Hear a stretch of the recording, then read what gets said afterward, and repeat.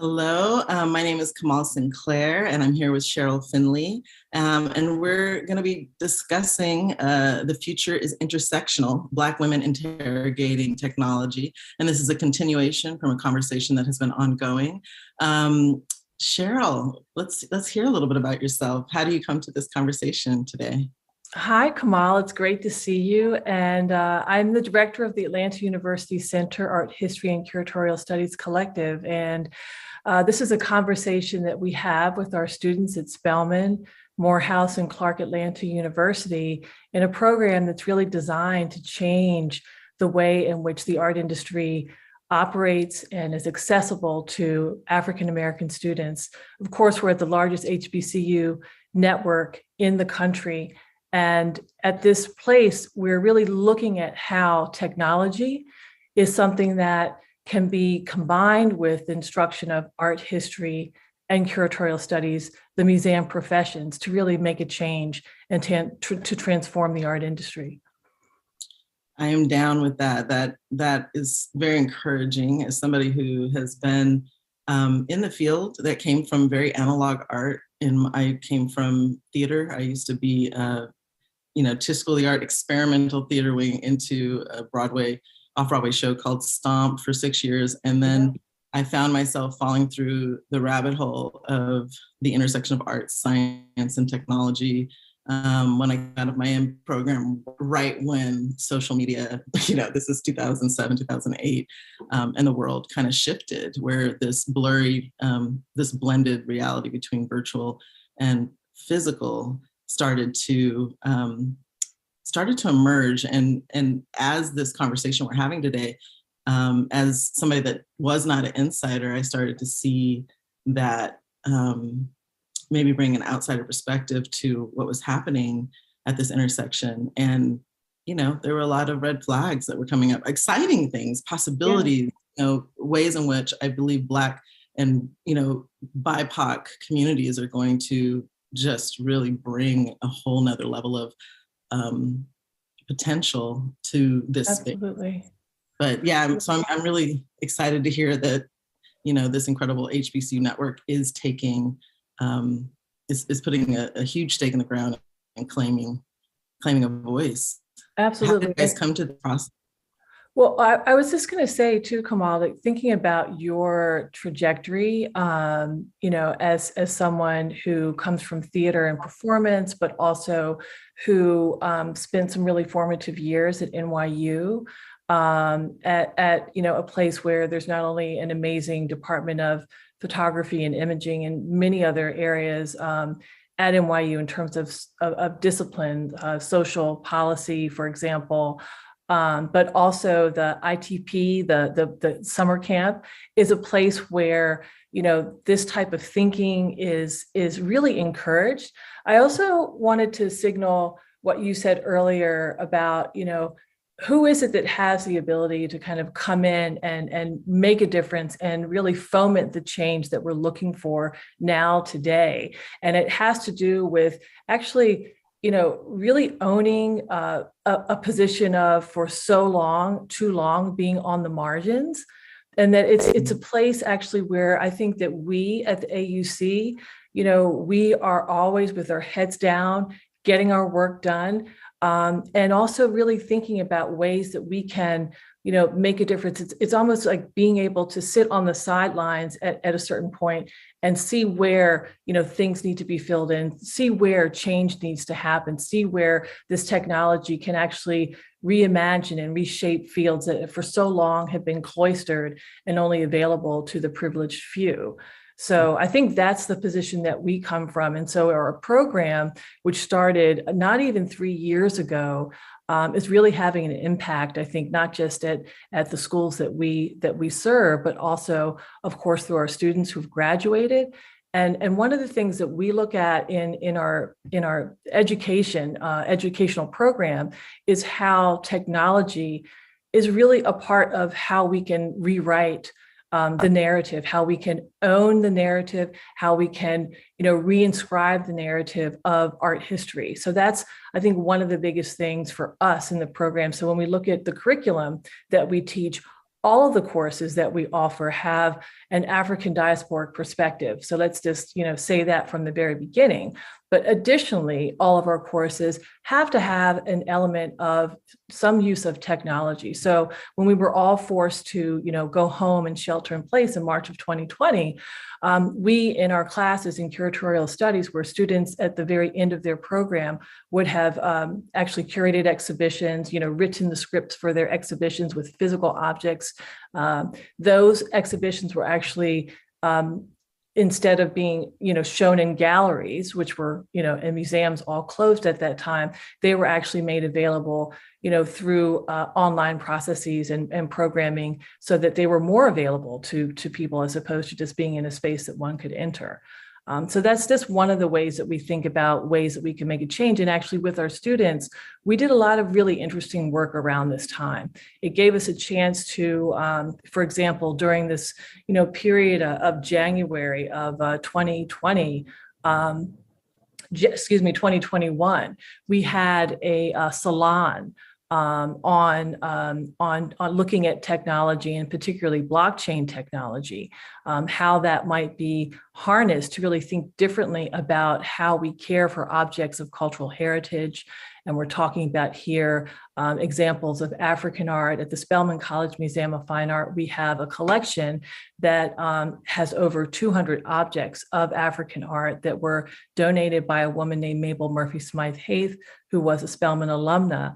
And it's the largest collection that we have. And so how can we better understand how to care for this exhibition, how to catalog it, how to work in registrarial practices that use the technology of blockchain that help to answer questions that in the past in registrarial practices, you talk about things like provenance, let's say where an object comes from. If Kamal owned it and then sold it and then I purchased it, that provenance kind of tracks the object or the image.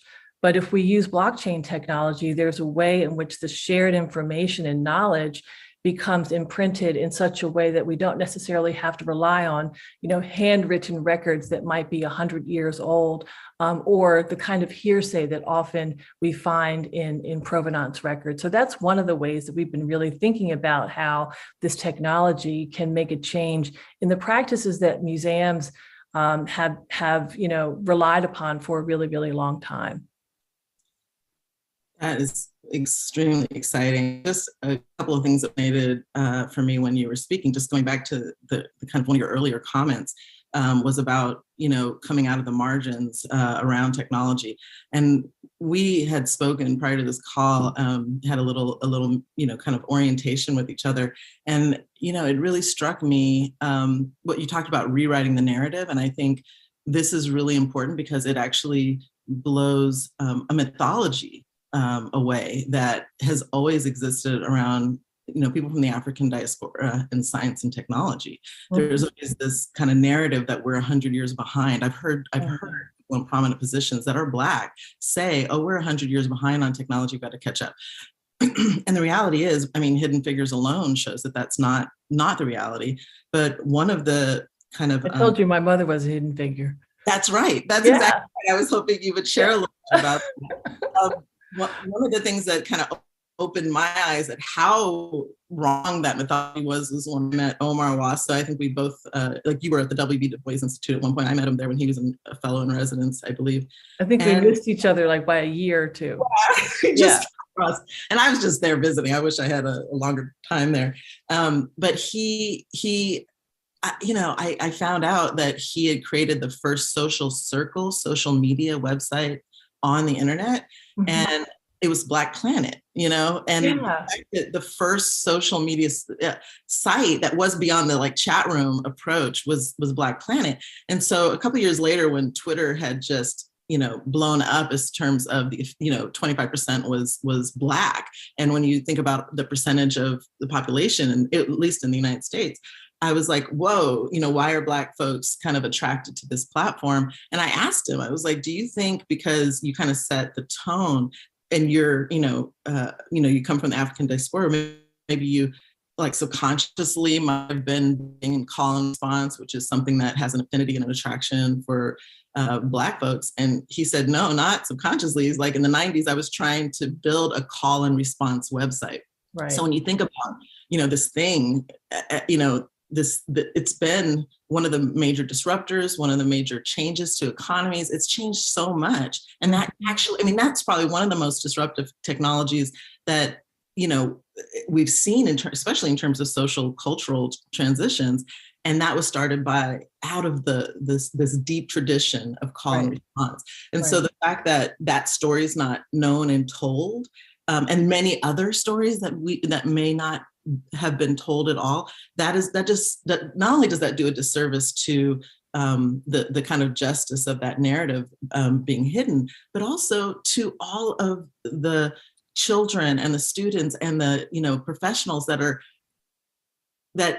for whatever reason may, that's not for me, or that's for white folks, or whatever those kind of stereotype threats that might be impacting. So I think this center that you guys are creating is critical to blowing that narrative apart. Absolutely. And you're talking about not just foundational first, that Black people are spearheading, but also this idea of support, the type of support and communities of care around mentorship.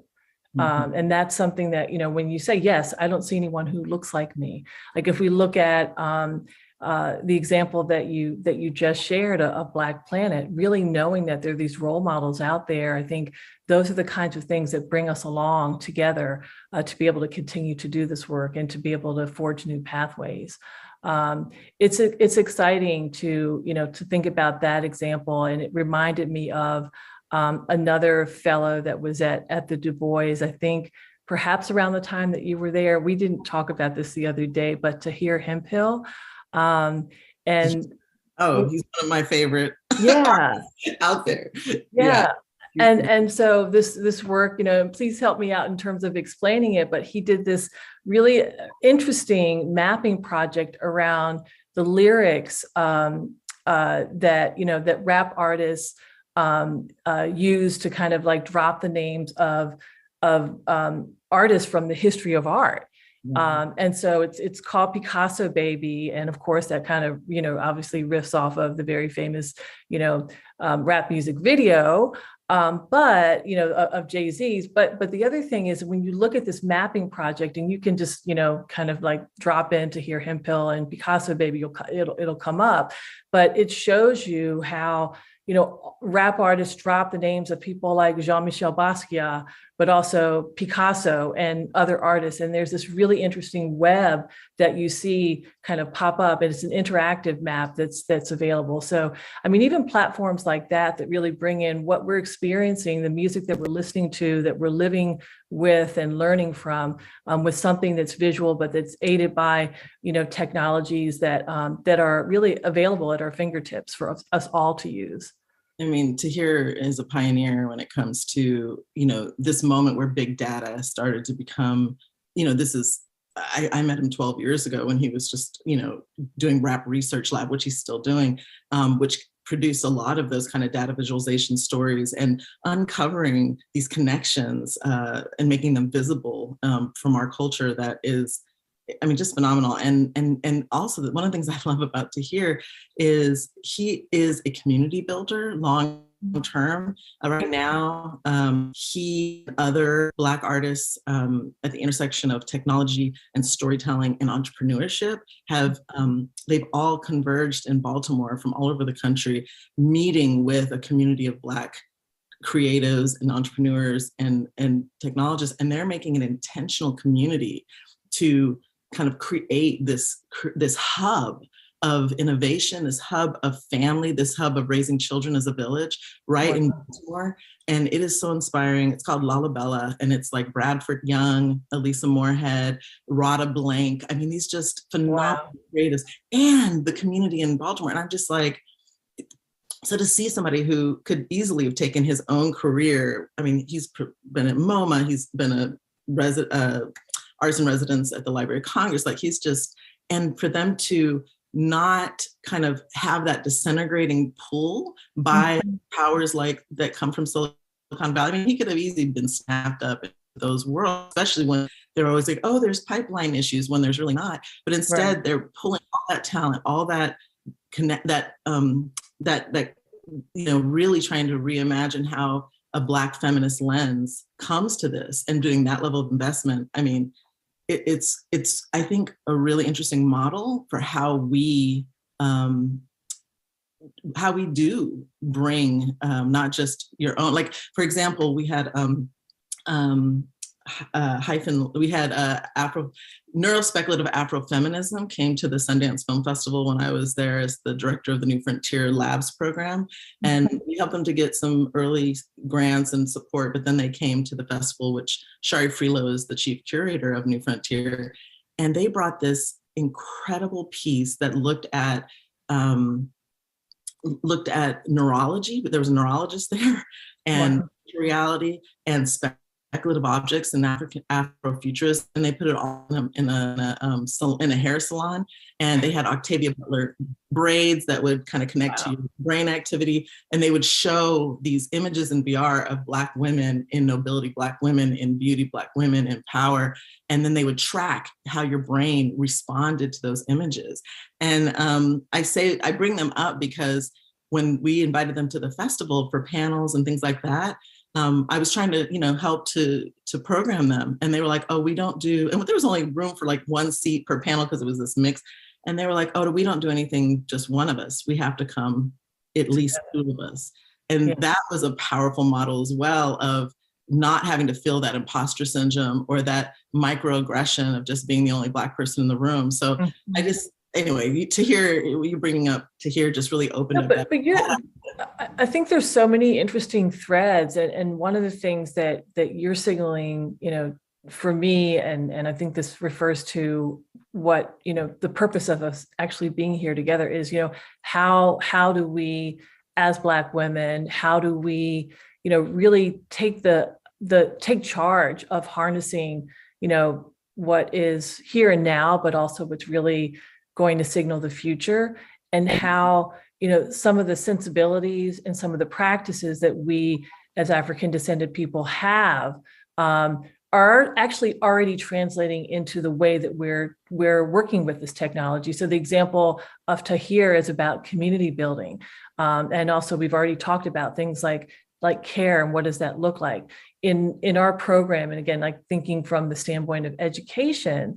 When we have our summer internship program, we send students around the country to, learn about careers in the visual arts and whether, they might want to try out being, say, a curator or a registrar, work in conservation, the director's office, et cetera. But one of the things that we're very cognizant of is in sending students to different places, especially places that, let's face it, we know are not necessarily used to receiving students from HBCUs or receiving, students of color, period. We often make sure that there's the ability for them to be together as a cohort, so that idea of being paired together, oh no, we don't work, one off like that, because there's so many times that we've all been, the subject of a microaggression or even worse. And those kinds of, platforms to keep in place to make sure that we're all taken care of are so important in building this community that uses and thinks really differently about how technology can shape and continue to shape our lives. I think often too, there's this misnomer about the separation of, art and technology, that there are these things that don't go together.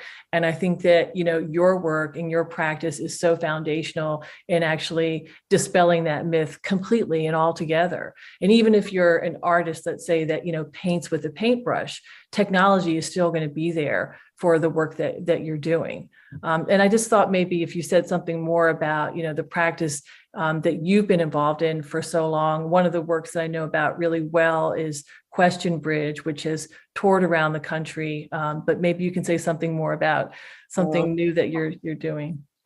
Thank you for calling out Question Bridge. I'm seeing that you're in the African American Smithsonian Museum virtually right now, and that's Oh, right. That's right. That's where it's Here we are traveling with students. And that's where that piece is archived. It was launched in the early aughts, 2005, as a production process. And then, I saw that at the Brooklyn Museum. Was that the first show, or I can't remember where it was first?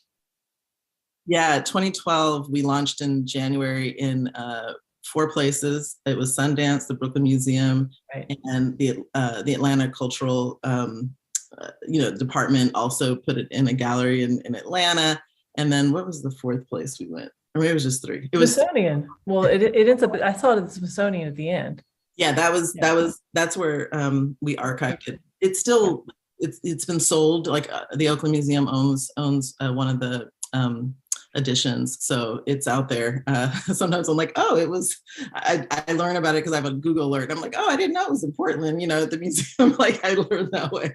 But I'm glad you brought that up, because it actually was something I wanted to bring up earlier about this relationship. Like, you think brick and mortar museums are so kind of far from this digital, virtual world. It was when I was consulting at the Woodruff Art Center in Atlanta, back out of my grad program.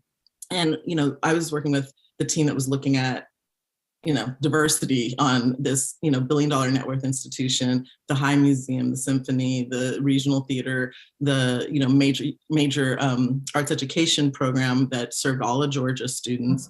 And it was predominantly white in a predominantly Black city. And so there was, that's not new news, but I was on the team that was like, oh, how do we build new audiences? How do we create more diversity?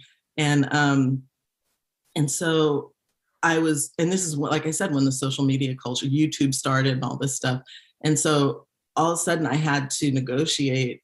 I was part of a team trying to negotiate, how do you meet a community that's exploding? Like, especially, as we said, Black folks' affinity with new media was just, early adopters and, just really doing production, using their phones to kind of, because it was low barriers to entry at the time in terms of, and even like when you talk about your time here in Atlanta, I mean, I think that also kind of in part coincides with amping up of the film industry here, talking about, being able to take your own, iPhone, whatever, or whatever type of media you have to make films. And it's something that's incredibly vibrant here. Even if you look at like the examples of Nollywood, I'm thinking about the film industry and how, in so many instances, African descended people have been first and really taken this technology into their hands. Yeah.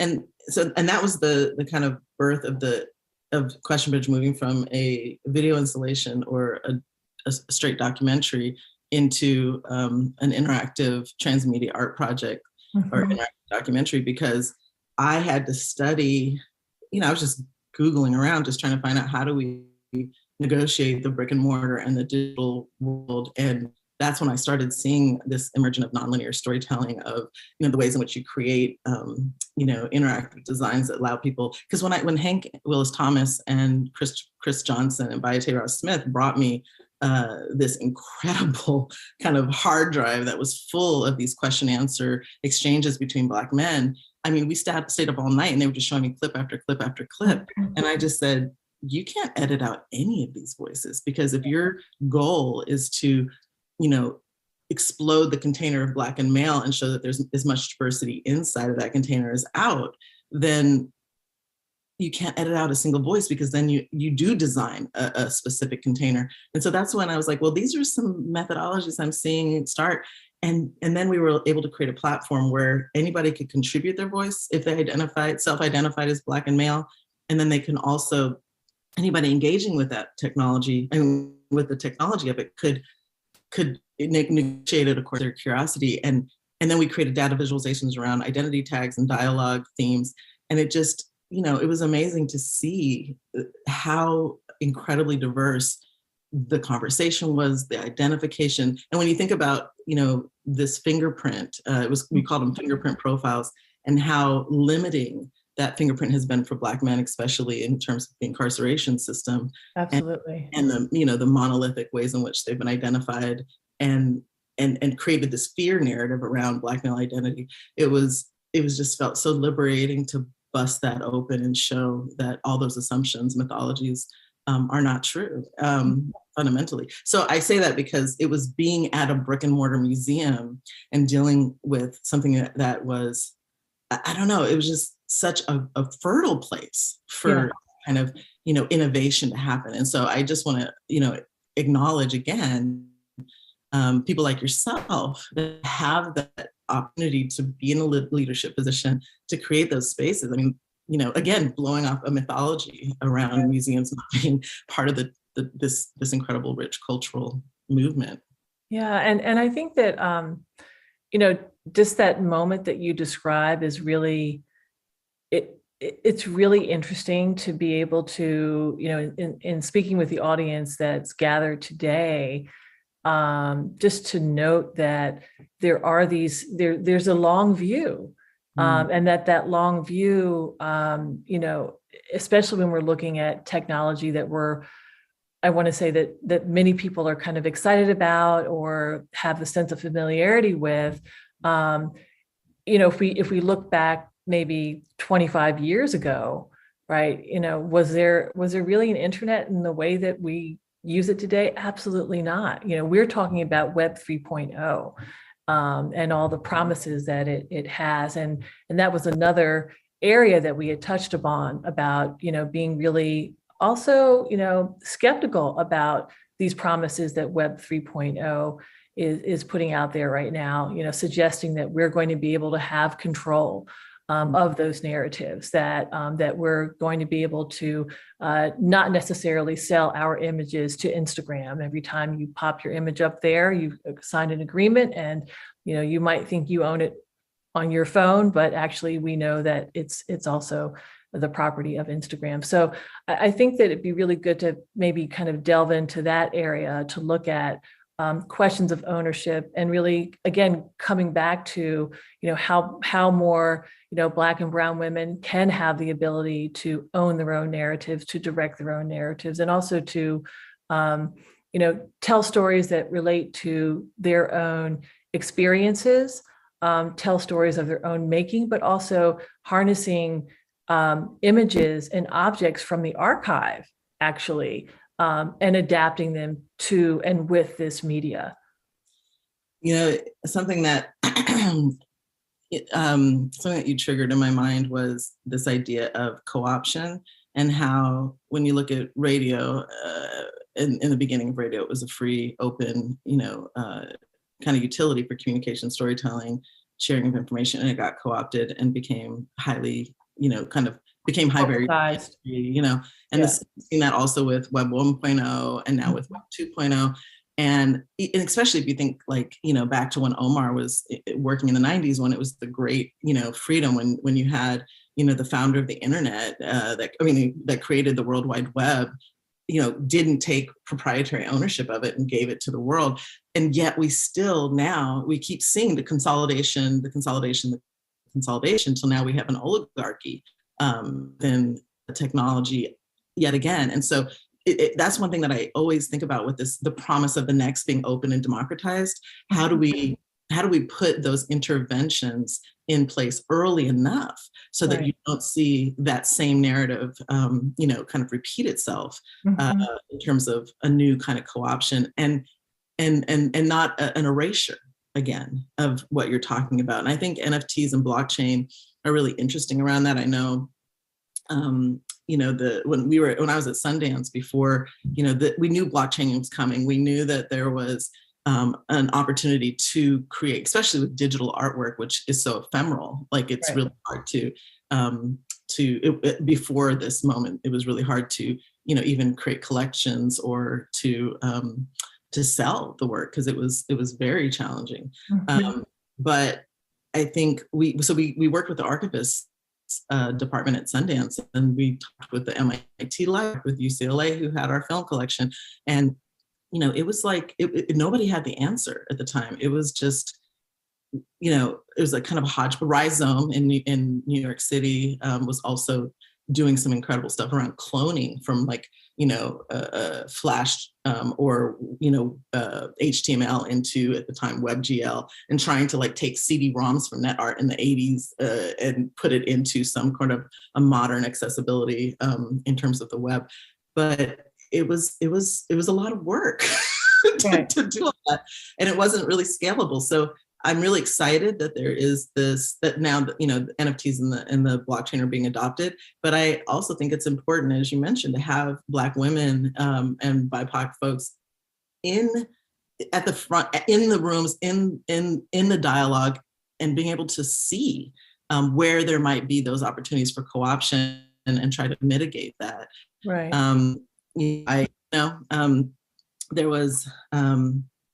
The thought just ran out of my head, but yeah, to your point, I think, the idea, I went to a workshop at IO Festival, which is an incredible festival for creative technologists, and Crypto Harlem did a workshop, and it was one of the first times that I got such a close view of, and this is, an African-American technologist who worked in national security, so understood encryption, understood, the ways in which technology can do surveillance. And he would go around Harlem and literally document all the places where surveillance was taking place. Mm-hmm. And then he also showed us how these systems of both legal and illegal technologies that were used by the police force were entrapping young Black folks into the system. Things like being able to read text messages and seeing contact lists in someone's phone. And because of the laws, like we know certain zip codes have these kind of gang designed laws, like, there's gang activity here. So now no more than 3 people can hang out on a stoop together. Right. You can't gather, you can't drive your car.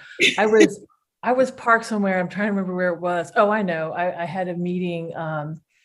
I live right off of Auburn Avenue. Like literally the whole King Historic District is right across from me out the window.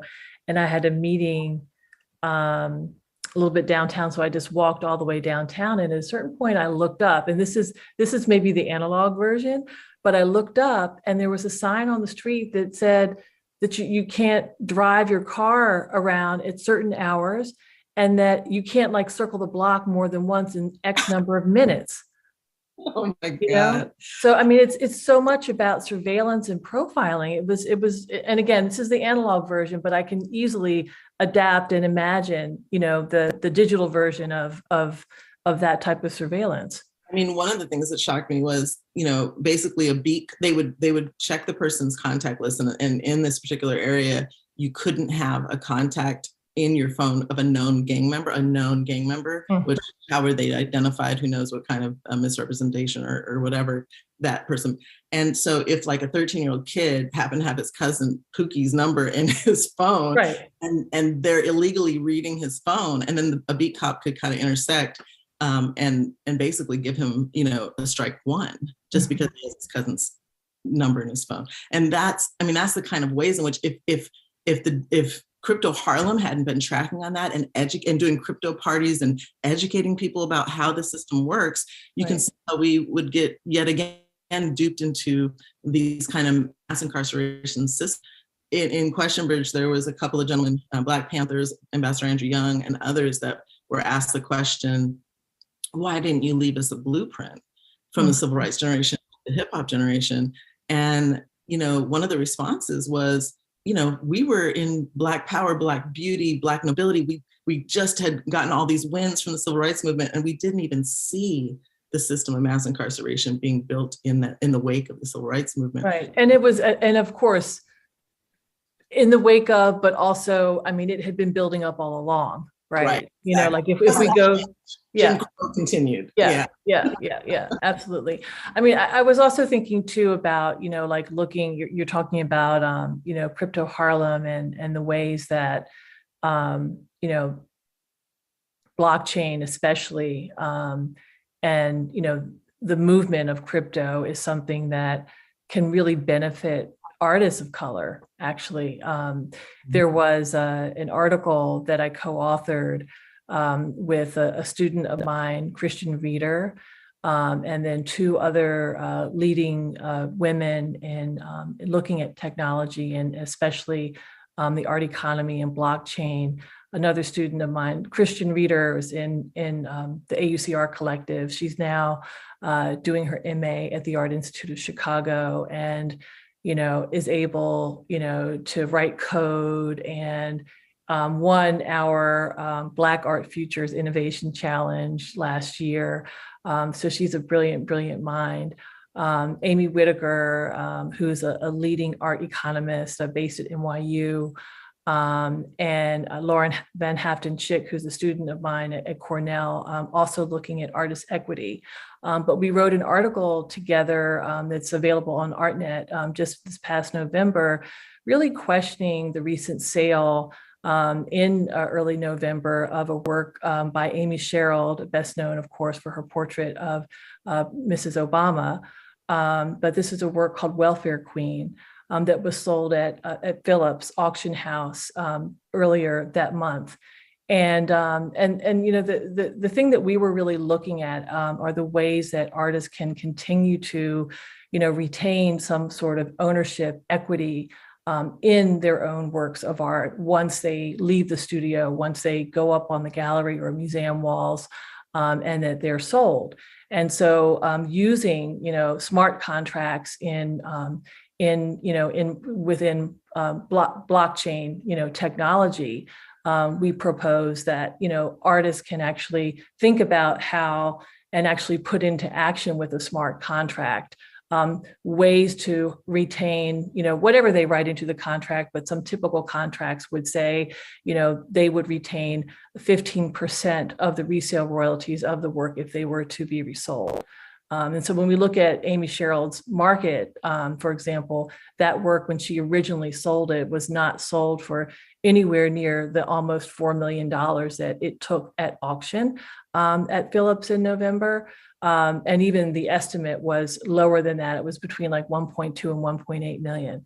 But even, again, when it was originally sold out of her studio, it was not that amount. So to think about that difference and what kinds of models can be set up for artists, I think is something that we've been thinking about and really trying to create models for. We talk to our students about it. Even there are others who've been involved in this, looking at the work of someone like Destiny Ross Sutton, who has been doing a sale at Christie's auction house in New York the past 2 summers, the Say It Loud sale, which introduces the work of African diaspora artists to the marketplace. And these are emerging artists that a lot of people don't really know about. And one of the things that she has in the contract for these artists is not just that they would retain a certain percentage if the work were to be resold, but also that these artists, that the buyers actually have to hold on to the work for at least 5 years before they resell it. So this is, in a way, trying to put up roadblocks to speculation on the creative practices of Black artists through using blockchain technologies and smart contracts. And for those that aren't familiar with that history, can you talk about ways in which that has damaged, artists in the past when those kinds of protections weren't in place in terms of their own kind of return on investments for their work, their own control of the narrative? Like, what does this mitigate that has been a problem or a challenge in the past? Well, I mean, I think the most recent example of Cheryl is really I think an obvious one, and which is why we were moved to, we actually began writing this op-ed before the sale took place, because we read about it again, thinking about, whether it's, Black Planet, Black Twitter. We were reading an article in Culture Type, which, is, our, Black art news, if you will, about this sale coming up. And I had already been for some time, writing about the work of Amy Sherrill, and even, just as an example, I think she's a really, not just a brilliant artist, of course, but also someone who has a way of thinking about, and not just thinking about, but working with communities and also supporting communities, and thinking about how she can, leave an imprint, but also, mentor young minds. And one example, again, regarding Cheryl is the 2000, what was it, August 2000, no, wait, 2021. 2021 August issue of Vanity Fair, Ta-Nehisi Coates commissioned a painting of Cheryl, and she was asked to paint the portrait of Breonna Taylor, which is on that cover of the magazine. And it was something that the artist took time to consider. And she has said that if it were not Ta-Nehisi Coates, she may not have necessarily accepted the commission. But she also, of course, spoke with Breonna Taylor's mother, family members, friends, and others to really think about what it would mean to create a portrait of Breonna Taylor, and one that would have such national exposure, what type of memorial it might be for this slain EMT worker. And I think many people, if you haven't seen the portrait, again, it's something easy to access. But I think the interesting story about this is that, ultimately, she created, that is Amy Cheryl, you created ways for this portrait to be seen, and also to have shared ownership between the Speed Museum in Breonna Taylor's hometown in Louisville, and also the National Museum for African American History and Culture in Washington, D.C. It was jointly purchased by two entities, the Ford Foundation and also the Heartland Foundation, which is Steven Spielberg and Kate Capshaw. And that this joint purchase, which ended up being for $1 million, again, speaking about, the monetary value of things, Amy Cheryl takes that and actually creates a space in Louisville for young people, young women especially, to learn about, art and social justice, and to learn practices that will enable them to be empowered. And so I think there's so many really great stories about this example. And the painting itself, ultimately travels in an exhibition, Promise, Witness, Remembrance, that was curated by Allison Glenn, from the Speed Museum to the National Museum for African American History and Culture. So that's a really interesting narrative, I think, that shows an artist who is invited to do a really foundational commission, but shows an artist being generous, shows an artist thinking about ways to have this benefit multiple communities over time.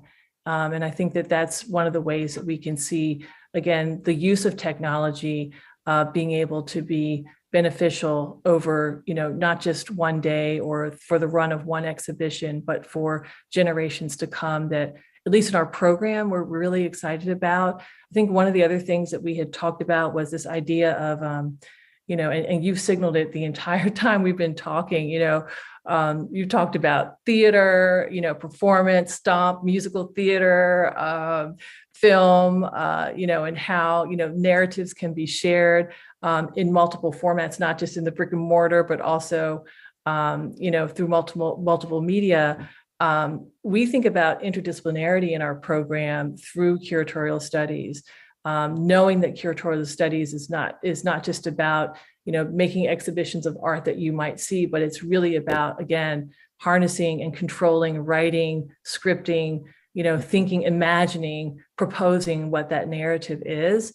And so through interdisciplinarity, we also think that in art history, in exhibition practice, in museum studies, and through technology, these narratives can really be shifted if we have this sort of kaleidoscopic lens through which we can map interdisciplinary practices through technology. So we're looking at, bringing in people who are studying chemistry, organic chemistry, to come through this program, and then also go into our innovation lab and think about how they might be able to pick something up from in the innovation lab. That doesn't just mean like using the 3D printer, but actually thinking differently about, wow, if you're conserving works of art, if you're there, in the conservation lab to understand how one might look at, say, a work of cultural heritage in a different way from, say, a traditional painting. So if we're looking at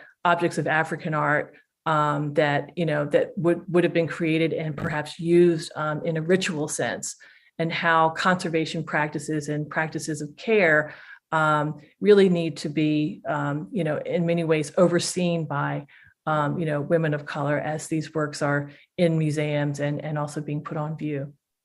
Something that you said, I think, is a really important point. So I've been very influenced by part of, it's as old as time, the idea of co-creation, that we are all constantly as human beings, as culture, think about Morocco as a hub of kind of all these cultures coming together.